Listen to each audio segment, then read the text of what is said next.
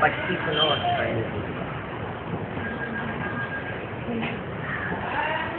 Heading दिया है। मीठे बच्चे, तुम रुद्र ज्ञान यज्ञ में बैठे हो। ज्ञान यज्ञ में रुद्र ज्ञान यज्ञ, शिव ज्ञान यज्ञ नहीं, ब्रह्मा ज्ञान यज्ञ नहीं, रुद्र ज्ञान यज्ञ में बैठे हो। रुद्र शिव बाबा तुम्हें जो सुनाते हैं वो सुन करके फिर दूसरों को जरूर सुनाना है। रिकॉर्ड चला है, तुम्हारे बुलाने को जी चाहता है। ये कितना मीठा गीत है और कितना अर्थ सहित है।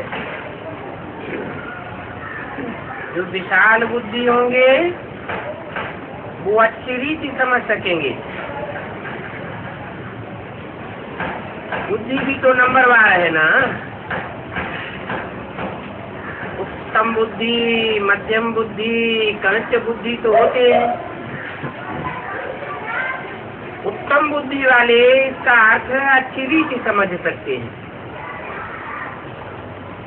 उत्तम बुद्धि कैसे मिलती है, मध्यम और कनिष्ठ बुद्धि कैसे मिलती है, उसका आधार क्या है? जन्म से बुद्धि तो सभी को मिलती है, फिर अंतर क्यों पड़ जाता है? क्योंकि मन बुद्धि में ही पूर्व जन्मों के संस्कार समाये हुए होते हैं। जिनके अच्छे संस्कार रहे, अच्छे कर्म जिन्होंने किए, उनको उत्तम बुद्धि मिलती है। जिन्होंने मध्यम कर्म किए, मध्यम संस्कार भरे, उनको मध्यम बुद्धि मिलती है। जिन्होंने नीच कर्म किए, नीच संस्कार आत्मा में भरे, उनको नीच बुद्धि मिलती है। तो बोला उत्तम बुद्धि वाले अच्छी रीति समझ सकते हैं इस चीज को। जो भी बाबा ने गीत बनवाए हैं और मुरली में जो आते हैं, उन गीतों का अर्थ समझ सकते हैं। तुम्हारे बुलाने को जी चाहता है, ये कौन याद करते हैं? बच्चे तो याद करते हैं। तुम्हारे बुलाने को जी चाहता है, लेकिन कौन से बच्चे याद करते हैं? कौन बुलाते हैं? 500 करोड़ बुलाते हैं क्या?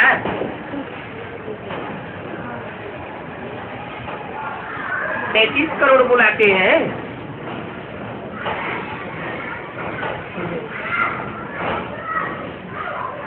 गांधी जी के जमाने में गांधी जी के साथ 40 करोड़ ने गुहार लगाई।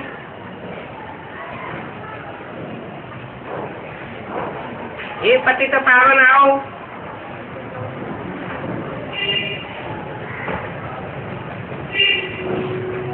तो गुहार सुन करके आए क्या?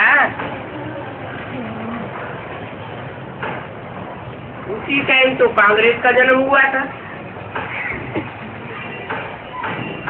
और उसी टाइम ये रूहानी कांग्रेस भी बनी।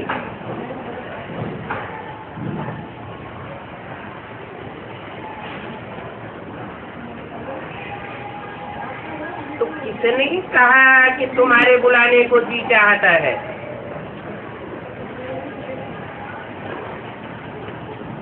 वही कहते हैं जो पतित से पावन बनते हैं। पावन बने थे, अभी भी बनने वाले हैं। कल्प कल्प पतित से पावन बनते हैं। जो पतित से पावन बनते हैं, उन्हीं का दिल करता है बुलाने का। जो पतित से पावन बनते नहीं, वो बुलाते नहीं। क्या दूसरे धर्म वाले बुलाते हैं पतित पावन रामदास को? नहीं बुलाते। नंबरवार बच्चे तो ढेर हैं जो ब्राह्मण बने हैं, जो देवता थे, और उसमें भी जिन्होंने पूरे 84 जन्म लिए हैं, उन्होंने ही जाति बुलाया। जिन्होंने पूरे 84 जन्म नहीं लिए, कम कलाओं वाले देवता बने, कच्चे देवता बने, उन्होंने उतना नहीं बुलाया। उतना पतित से पावन बनते भी नहीं।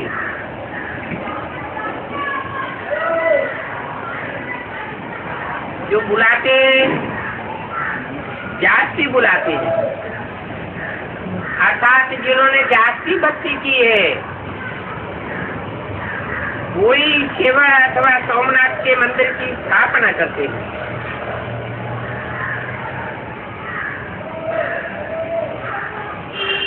सिद्ध होता है हम जो पूज्य देवी देवता थे, अभी पुजारी बने। बरोबर हम पूज्य थे, फिर हम पुजारी बने तो सोमनाथ शिव की पूजा करते हैं। रुद्र यज्ञ तो बहुत रचते हैं। रुद्र यज्ञ रचते हैं, लेकिन रुद्रयान यज्ञ नहीं रचते।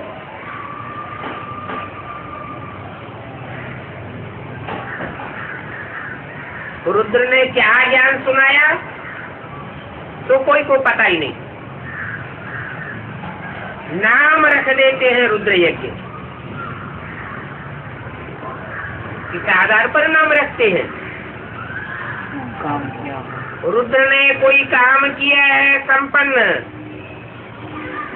तो नाम रखा है रुद्र यज्ञ। अभी भी देखा जाए तो रुद्र यज्ञ रचते रहते हैं। तुम बहुत अच्छा समझा सकते हो।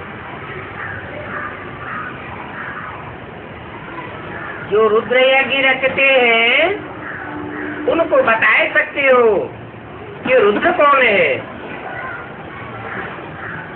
किसका नाम रुद्र है।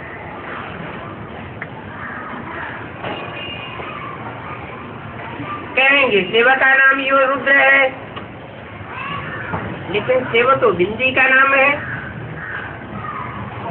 बिंदी कैसे विकराल रूप धारण करती है?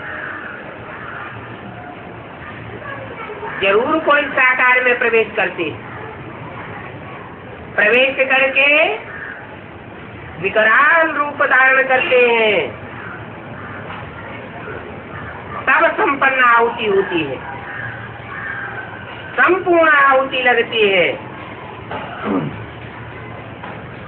तो पूछा जाता है, क्या रुद्र ने कभी यज्ञ रचा था?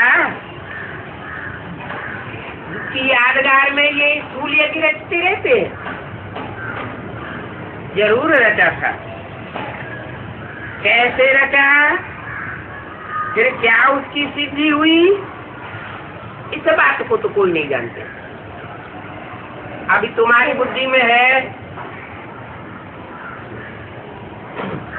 तुमको अभी ज्ञान का तीसरा नेत्र मिल गया। ये रुद्र यज्ञ कैसे रचा गया, कब से रचा गया, कब बीजारोपण हुआ और कब इसकी अंतिम आहुति होनी है। परम पिता परमात्मा के सिवाय ये ज्ञान का तीसरा नेत्र कोई दे नहीं सकता। ज्ञान सागर परम पिता परमात्मा को ही गाया जाता है। वो ज्ञान का सागर है, बाकी सब है नदियां। सरोवर, तोबके, कुएं, बावड़ी आदि। मनुष्य को तो ज्ञान सागर तो नहीं कहेंगे। सागर में तो सभी का जल समाया जाता है, सभी में सागर नहीं समाय सकता। इसलिए क्या बोला है, भक्ति मार्ग की गीता में भी बोला है, न हम तेषु ते मये, मैं उनमें नहीं हूँ, लेकिन वो सब मेरे में समाये हुए। कौन? जो भी गड्ढे गरीचियां हैं, जो भी नदियां हैं, नद हैं, नहरें हैं, वो मेरे में समाते हैं, लेकिन मैं उनमें निवास नहीं करता हूँ।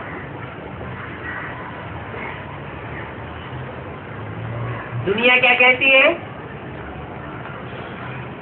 मेरे में है, तेरे में है। बात कहते हैं मैं सब में व्यापक नहीं होता हूँ। सागर तो एक है, भले 7 सागरों के नाम रख दिए, लेकिन टोटल मिलाकर के तो एक ही है। कोई मनुष्य को ज्ञान सागर नहीं कहा जा सकता। अभी तुम जानते हो, हमको डाले का वर्षा मिल रहा है, बाप का वर्षा, चाचे का वर्षा, ताऊ का वर्षा नहीं मिल रहा है। डाले का वर्षा मिल रहा है, जिसको हम याद करते हैं कि बाबा आप आकर के अविनाशी ज्ञान रत्नों का दान करो। अविनाशी ज्ञान रत्न कैसे? क्योंकि यहाँ जो जितना ज्ञान रत्न धारण करता है, वो जन्म जन्मांतर के लिए धनवान बन जाता है। ये ज्ञान रत्न ही स्थूल रत्न बन जाते हैं। कम ज्ञान धारण करता है तो कम धनवान बनेगा,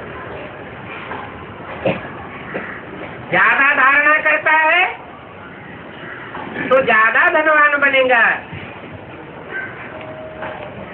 इसलिए अविनाशी ज्ञान रत्न कहे जाते हैं। 21 जन्मों तक तो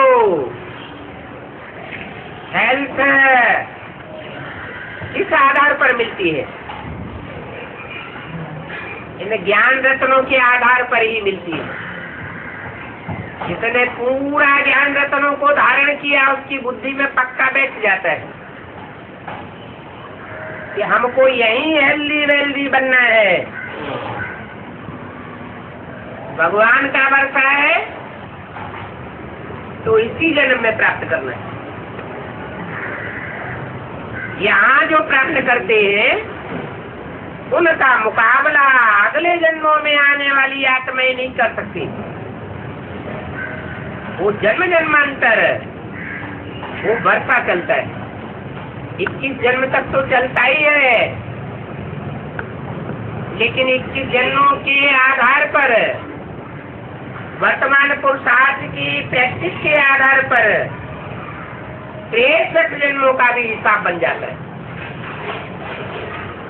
जिसने जितना यहाँ तीव्र गति से धारणा की है, वो 63 जन्मों में भी तीव्र पुरुषार्थ करने का अभ्यासी बना रहता है। उनमें कोई कोई ऐसे भी हैं कि एक ही जन्म में रंक से राजा बन जाते हैं, सिपाही से सम्राट बन जाते हैं। तो कितने तीव्र पुरुषार्थी रहे होंगे। तो बोला ये अविनाशी ज्ञान रतन है, इनका विनाश नहीं होता। फिर हम भी दान लेकर के औरों को करेंगे, है तो बहुत सहज। सिर्फ याद दिलाएंगे कि तुम्हारे 2 बाप हैं।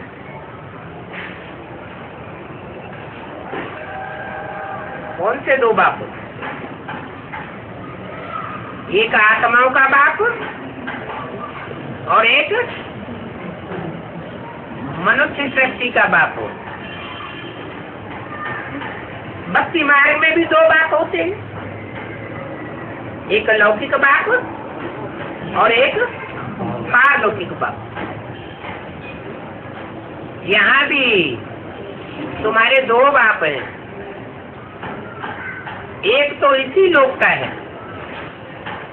क्या? सारे सृष्टि चक्र में इसी लोक में हमारे साथ रहता है, ऑलराउंड पार्ट बजाता है। और एक पारलौकिक बाप।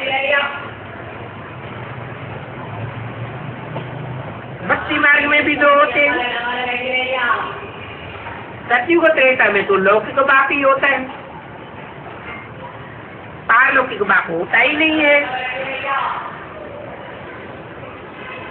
और वहाँ वर्षा भी तुम लौकिक बाप से नहीं प्राप्त करते हो। किस आधार पर करते हो वर्षा? वहाँ सतयुग त्रेता में वर्षा किस आधार पर मिलता है? लौकिक बाप के अनुसार तो मिलता नहीं। वर्तमान संगम युग के पुरुषार्थ के आधार पर 21 जन्म तक तुम वर्षा पाते रहते हो। यहाँ का वर्षा वहाँ काम आता है, तो तुम बच्चों का माथा फिर जाना चाहिए। क्यों?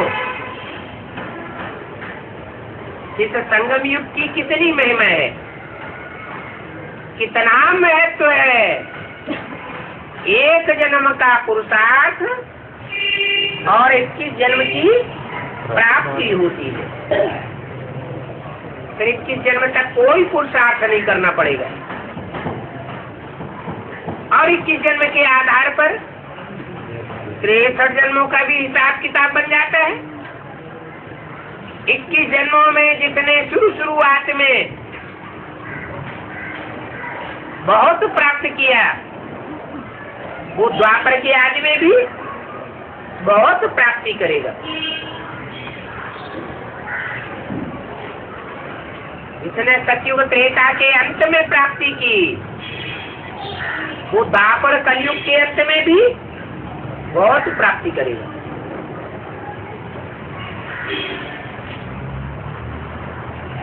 यहाँ के पुरुषार्थ के आधार पर है। जिन्होंने आदि में तीखा पुरुषार्थ किया, वो अंत में भी तीखा पुरुषार्थ करते हैं। तो बोला तुम्हारा तो माथा फिर जाना चाहिए, ऐसी ऐसी जगह जाकर के पूछना चाहिए कि ये रुद्र यज्ञ आदि में किसने रचा था, पहले किसने रचा। तुम जो ये रुद्र यज्ञ रचते हो, शुरुआत तो किसी ने की होगी ना। इसका नाम तो तुमने रखा है, क्या? रुद्र यज्ञ। तो जरूर रुद्र ने ही काम किया होगा।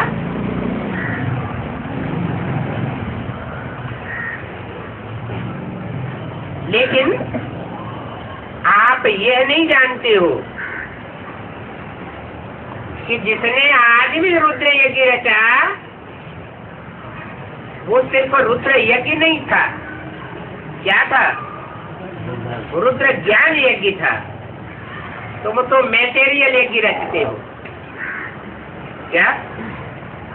ब्राह्मणों की दुनिया में भी शूटिंग करते हैं मैटेरियल यज्ञ रचने की। कहाँ करते हैं?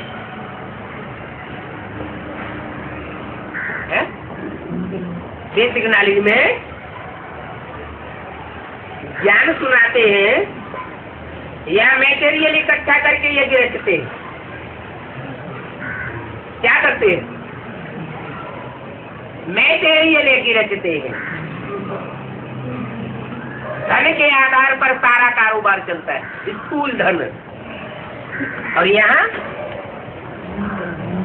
बाप ज्ञान यज्ञ रचते हैं। कागज के पत्तों को ज्ञान यज्ञ नहीं कहा जाता है। वो तो पत्ते छपाना, किताबें छपाना, चित्र छपाना, बांटना करना, ये तो एक धंधा है भक्ति मार्ग वाले ब्राह्मणों का, पेट पूजा के लिए। बाप ऐसा कोई धंधा नहीं कराते हैं कि किताबें छपाने से बीच में प्राप्ति होती रहे, नहीं कराते। एडवांस में चित्र नहीं छपाई जाती, किताबें नहीं छपाई जाती, छपाई जाती देख। हाँ, ऐसा कंट्रोल रहता है कि किताबें बेच करके कोई बीच में पैसा न कमा पाए। क्यों? क्योंकि ईश्वरीय ज्ञान यज्ञ मुफ्त में मिलता है। ज्ञान यज्ञ से ये ज्ञान कोई पैसों से नहीं खरीदा जाता। ये तो अथाह सागर है, इसको सागर में इस ज्ञान को बांधा नहीं जा सकता। असल नाम है रुद्र ज्ञान यज्ञ। रुद्र तो है निराकार है? जीव निराकार है या रुद्र निराकार है?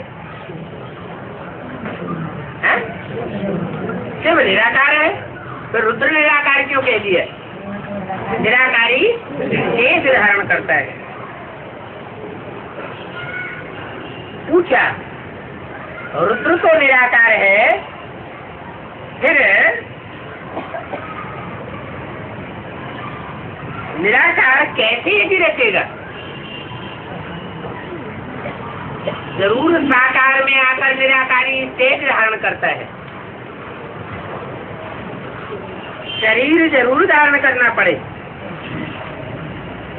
शास्त्रों में दक्ष प्रजापति का यज्ञ भी गाया जाता है। प्रजापिता नहीं कहते, क्या कहते हैं? दक्ष प्रजापति।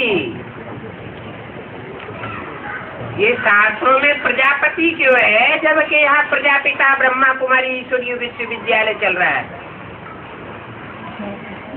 ये पिता पति कैसे बन गया? पिता यज्ञ के आदि में था बीजारोपण करने वाला, वही दूसरा जन्म लेकर आता है और सारे विश्व का पति बनता है, रक्षक बनता है। तो बोला शास्त्रों में भी दक्ष प्रजापति गाया हुआ है, प्रजापिता नहीं गाया हुआ। क्यों? क्योंकि प्रजापिता ब्रह्मा कुमारी के द्वारा जो कार्य हुआ वो सब अधूरा रह गया, और प्रजापति के द्वारा जो कार्य संपन्न हुआ वो गाया जाता है। अधूरे का गायन नहीं होता, पूजन नहीं होता, चित्र नहीं बनते, मूर्तियां नहीं बनती, मंदिर नहीं बनते। ब्रह्मा के मंदिर है क्या? मंदिर नहीं है, मूर्तियां नहीं है, सिर्फ चित्रों में गायन है। जो कार्य संपन्न करता है उसका पूजन होता है।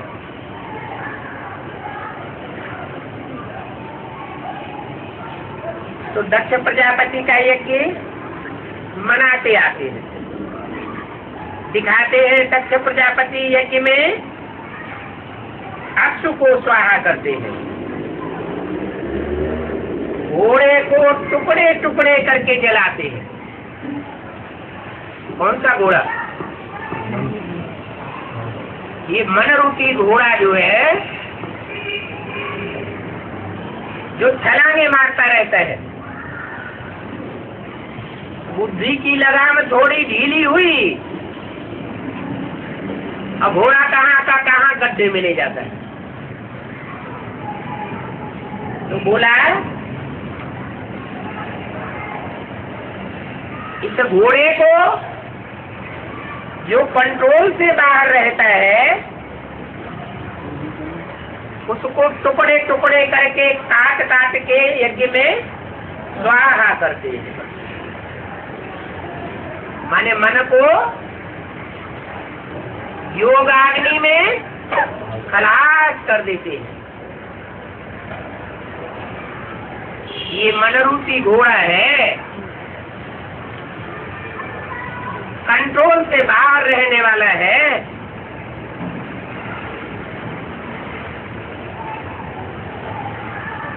शिव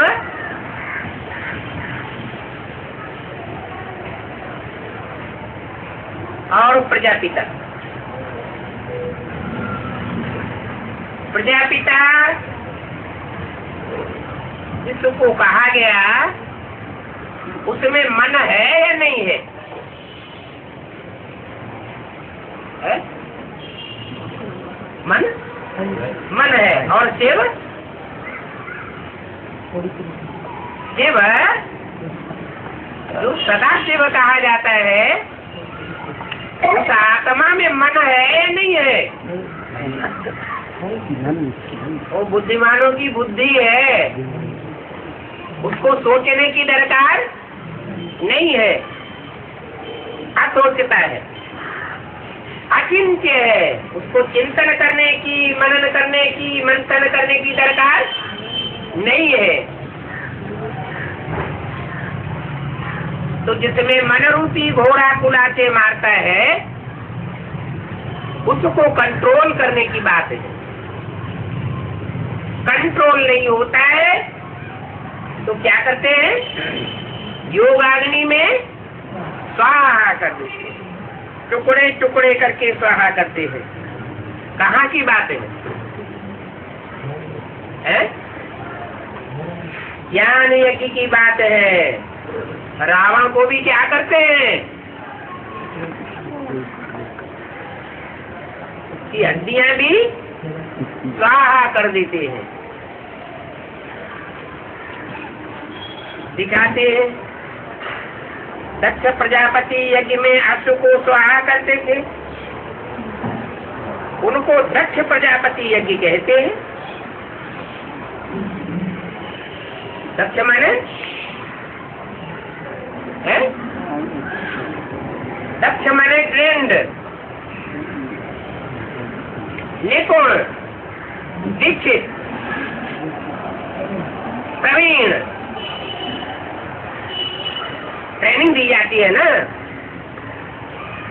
तो जिनको ट्रेनिंग मिल जाती है उनको कहते हैं ट्रेंड।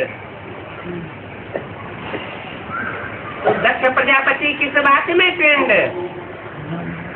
ज्ञान यज्ञ रचने में ट्रेंड है। तो बोला ये बातें तुम आप ही जानते हो। क्या बेसिक नॉलेज में थे? छोटे बच्चे बेबी बुद्धि थे, तब नहीं जानते थे, अभी ये बातें जानते हो। तो वहां लिखना चाहिए ये कौन सा यज्ञ है? बड़ा भव्य से यज्ञ करते हैं क्या? कौन सा यज्ञ? जो ज्ञान यज्ञ है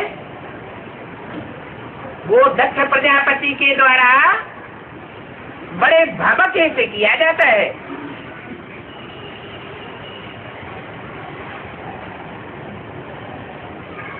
बहुत पैसे भी इकट्ठे होने पड़े। भक्ति मार्ग में भी देखो कितने पैसे इकट्ठे करते हैं।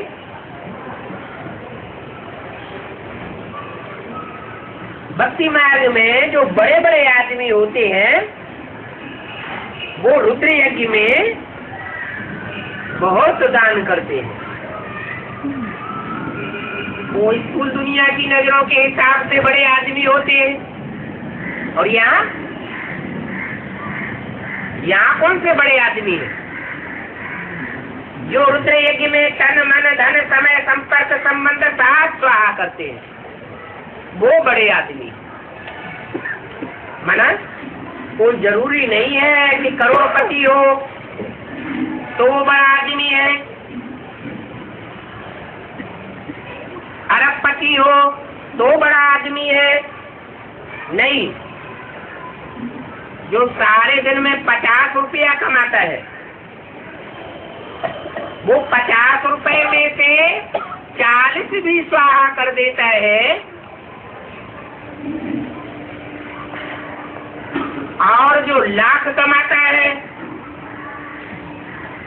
बारी न्यारे करता है रोज, और उसमें से आधा 50 यज्ञ में दान कर देता है, तो कौन फायदे में हुआ? रेशो किसका ज्यादा हुआ? गरीब आदमी का रेशो ज्यादा हो जाता है, क्योंकि बाप परसेंटेज के हिसाब से देखते हैं। मेहनत की कमाई किसकी है?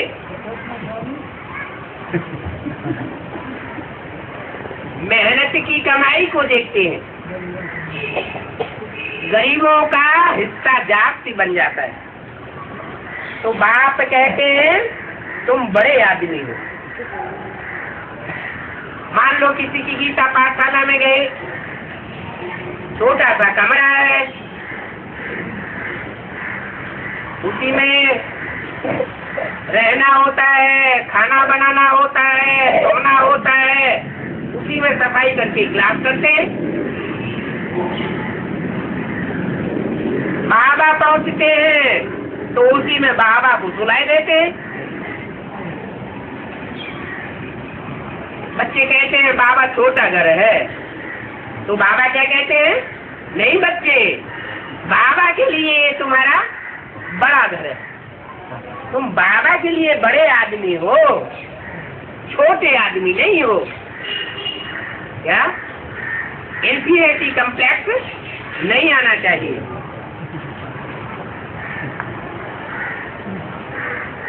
कोई 100 निकालते हैं भक्ति मार्ग में, कोई 500 निकालते हैं। इस रुद्र ज्ञान यज्ञ में तुम सारा ही स्वाहा हो जाते हो। क्या भक्ति मार्ग में सारा का सारा कोई दान नहीं करता, ये पूरा ही अर्पण हो जाए। और यहाँ तुम क्या करते हो? तुम सारा का सारा स्वाहा हो जाते हो। सारा ही तन, बीबी बाल बच्चे सब स्वाहा कर देते हो, अपना भी तन अर्पण करते हो। संबंधियों की भी बाजी लगाने में पीछे नहीं गए थे। जो भी संपर्क में आते हैं सब की बाजी लगाते।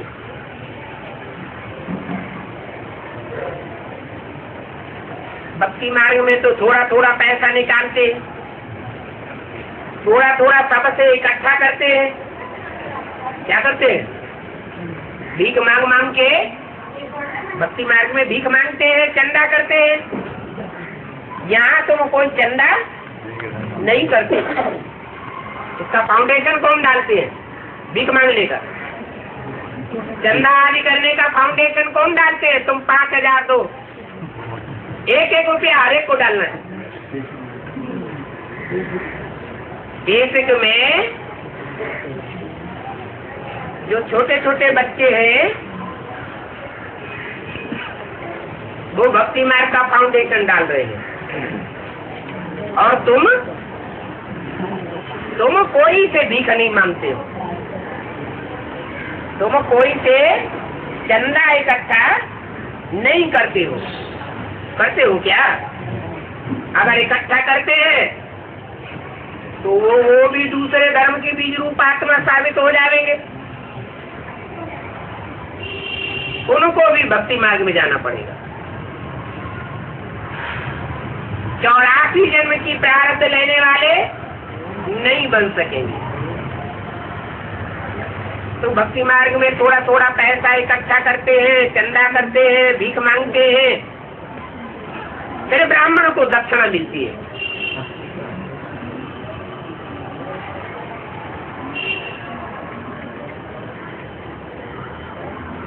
यहाँ तो ऐसी कोई बात नहीं है कि ब्राह्मण की पेट पूजा के लिए इकट्ठा करते हो। यहाँ क्या होता है? जो भी करते हैं अपनी स्वेच्छा से करते हैं, अपना ही तन मन धन लगाते हैं, किसी के कहने से नहीं लगाते। और जो भी लगाते हैं वो किसी व्यक्ति को नहीं देते हैं। किसको देते हैं? अपने लिए, अपने भविष्य के लिए ईश्वरीय बैंक में जमा करते हैं और विश्व कल्याण के लिए खर्चा जाता है। तो भक्ति मार्ग में तो थोड़ा थोड़ा पैसा निकालते हैं। यहाँ तो तुमको पूरा ही स्वाहा होना पड़ता है। किनको? उनको नहीं, तुमको। किनको? तुमको। जो सन्मुख बैठ बाप के पढ़ाई पढ़ते हैं उनको पूरा स्वाहा होना पड़ता है। अभी नहीं होते हैं तो आगे चल के ऐसी स्थिति परिस्थितियां बन जाएगी कि मजबूरन स्वाहा होना पड़ेगा।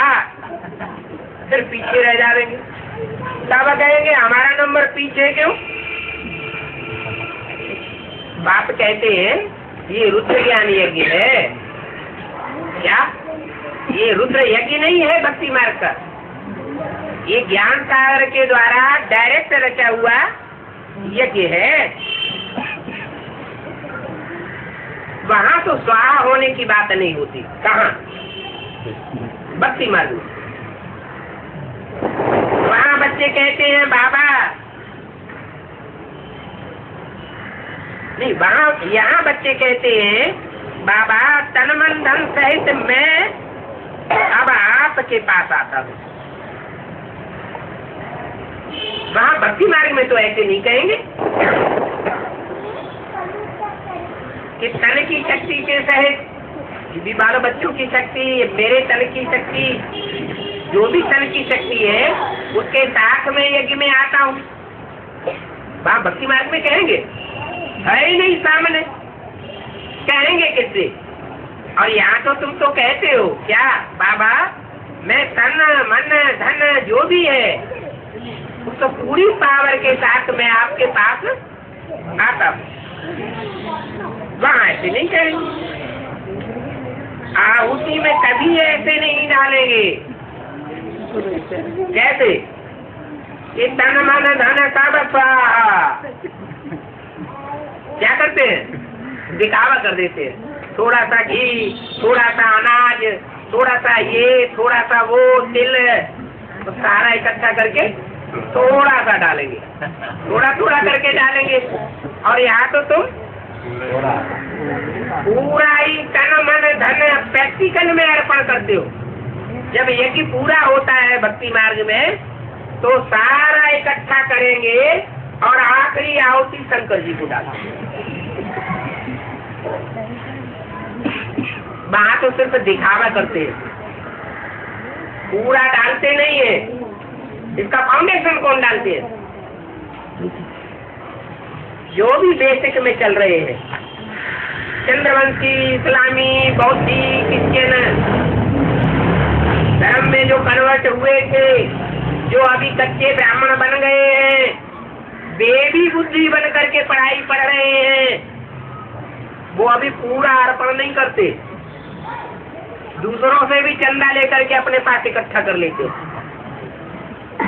दूसरों की बीवी बाल बच्चे भी अपने मुट्ठी में करके उनको अपने कंट्रोल में चलाते हैं, बाप को नहीं सौंपते। फिर अंत में क्या करेंगे?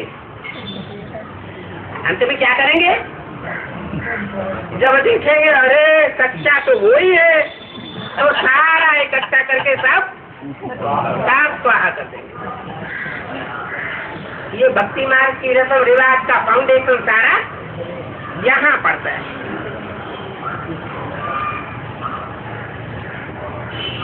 तो बाबा कहते दो आहुति में कभी ऐसे नहीं डालेंगे कि बाबा तन मन धन सब तेरा। आरती आदि होगी,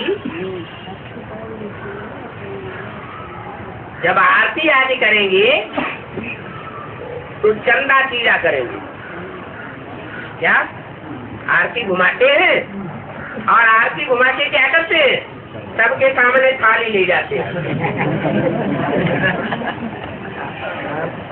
तो सबसे चंदा मांगा जाता है, कुछ न कुछ थाली में दान करो। बड़ों बड़ों से बहुत लेते हैं। क्या आरती करेंगे तो बड़ों बड़ों के सामने खास जावेंगे। इसका फाउंडेशन कहाँ पड़ता है? जो भी बड़े बड़े हैं धनवान लोग, उनकी जात की आरती चिरौरी होती है। तुम बच्चे जानते हो इस रुद्र ज्ञान यज्ञ से ही विनाश ज्वाला प्रचलित हुई है। वो भक्ति मार्ग के जो यज्ञ होते हैं उनसे कोई विनाश ज्वाला प्रचलित नहीं होती। वो भक्ति मार्ग के यज्ञ कब रचते हैं? जब देखते हैं अकाल पड़ गया, अतिवृष्टि हो गई, कोई हारी बीमारी महामारी फैल गई, तो उसको शांत करने के लिए क्या करते हैं? यज्ञ रचते हैं। इन सब बातों की भी शूटिंग कहाँ होती है? ब्राह्मणों की संगमी की दुनिया में देखते हैं, अरे महामारी फैल गई, सब मर रहे हैं और दूसरी दुनिया में जन्म ले रहे हैं। कौन सी दुनिया में? समझते एडवांस पार्टी में चला गया, यहाँ मर गया, भक्ति करो। तो वहाँ ये गिरजते हैं शांति के लिए। वो समझते हैं बड़ी भारी अशांति फैली हुई है, शांति के लिए ये गिरजते हैं। और तुम किस लिए ये गिरजते हो? तुम ये गिरजते हो कि इस यज्ञ में सारी दुनिया स्वाहा हो जाती है, सारी दुनिया का विनाश हो जाता है।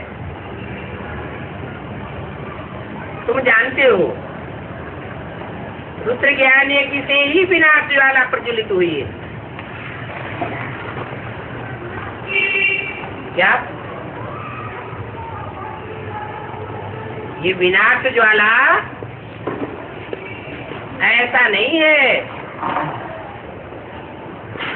कि बेसिक नॉलेज के जो ढेर के ढेर देखने में आते हैं और एडवांस नॉलेज के तो थोड़े लोग देखने में आते हैं। 5 पांडव उनके बीच का झगड़ा है। नहीं, ये झगड़ा सारी दुनिया में फैल जाएगा। ये ज्ञान की लड़ाई है, सारे विश्व को समेट लेगी। हिंदू, मुसलमान, सिख, ईसाई सब इस रुद्र ज्ञान यज्ञ में स्वाहा हो जाएंगे। बड़ा भारी रिवोल्यूशन हो जाएगा। ये कैसे होगा? दुनिया वालों से इसका क्या कनेक्शन? कनेक्शन है। एडवांस की दुनिया में जो थोड़े लोगों की दुनिया है, बीज रूप आत्माओं की दुनिया है, उसमें हर धर्म के बीज हैं। अनेक धर्मों का उन बीजों में छिलका चढ़ा हुआ है। तो जो दूसरे धर्म के बीज हैं, वो बेसिक वालों से जाकर के मिल जाएंगे। क्या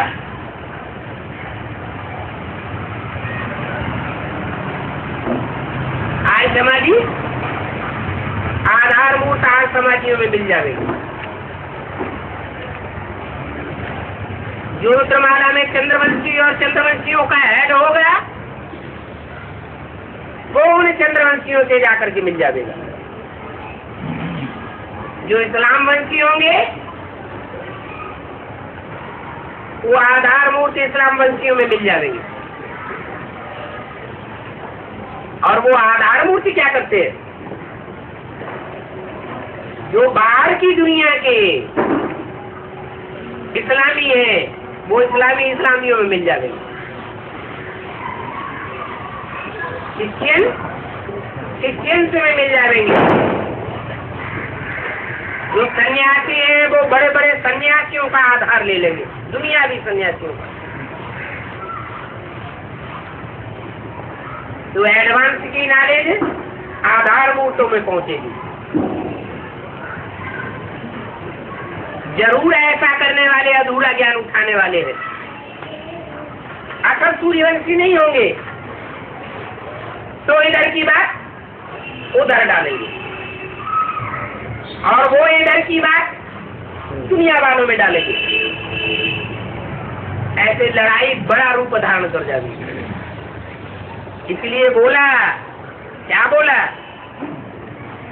तुमको भी स्वाहा होना पड़ता है। क्या? उनके लिए नहीं कहा कि वो पूरे स्वाहा होते हैं तन मन धन सहित, लेकिन तुमको स्वाहा होना पड़ता है। तो तुम बच्चे जानते हो यज्ञ से कैसे विनाशवाना प्रज्वलित हुई और सारी दुनिया को चपेट में ले लिया।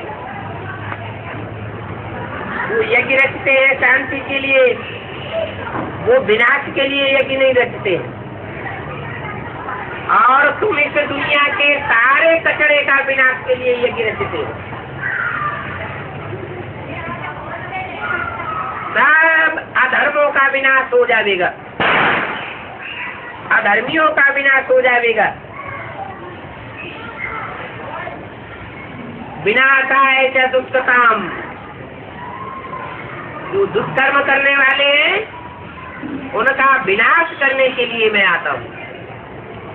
गीता में भी तो बोला हुआ है, परंतु समझते नहीं है।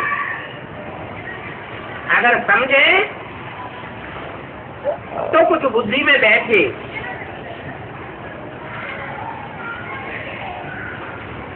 वहां देखो शांति का कितना आवाज करते हैं।